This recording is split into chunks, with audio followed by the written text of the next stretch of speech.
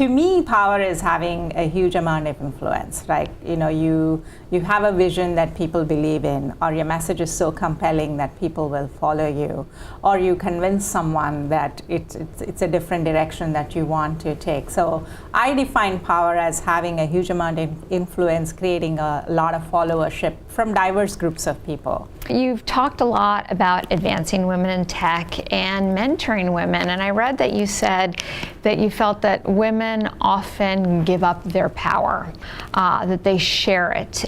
What did you mean by that? And was there a time that you gave up your power in your career? Yeah, I think, in general, women, I feel, are very collaborative by nature, and I'm generalizing here, and I'm sure there are exceptions in both genders for both this. But I think in general, if there is many women, more often than not, if you do something that is brilliant, you will tend to say, my team did it, right? And you share the credit and the power as most leaders should, I think.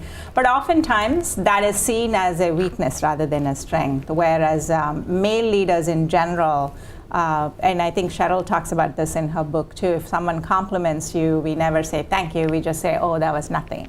And I think these are all things that we sometimes do that eventually sort of diminish the power that you have. And yeah, have I given away my power and learned that? I think I have. But at the same time, I think people, it's also something I can say you shouldn't do, because I think I find, and I tell people, actually giving credit to others, even though it's a great idea, actually lets the execution happen much faster.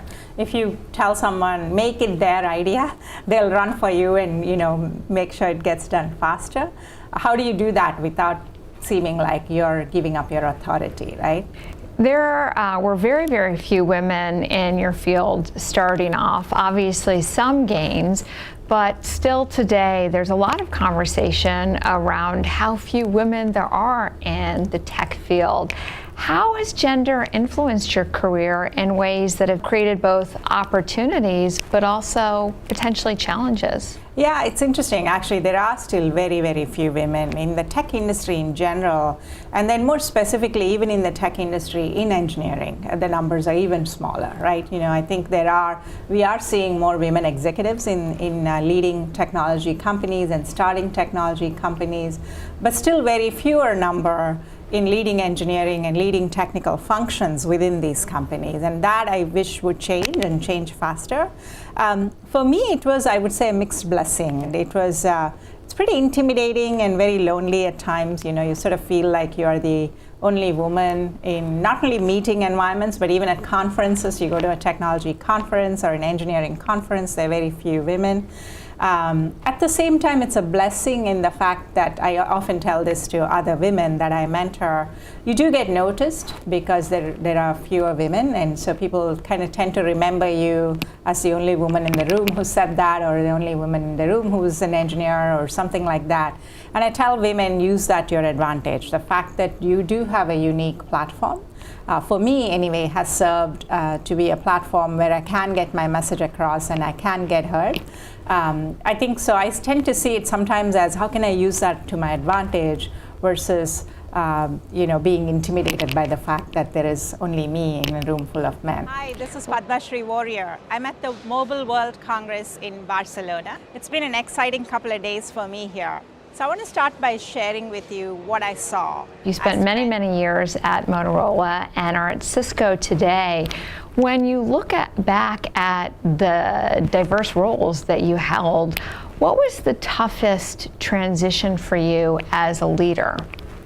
I think the toughest transition for me, as for most people with technical background, is moving from being a great engineer to becoming a great leader. And there is a big difference. I became a project leader very early in my career. I think I worked at Motorola for just a couple of years when I had to lead a team of engineers. And it's a big change. I think you sort of learn, I think for me anyway, I learned that being a leader is not about just knowing all the answers. In fact, you are very ineffective as a leader if you try to provide all the answers all the time. People stop thinking and they're like, okay, I was just going to tell us what to do anyway. Why bother?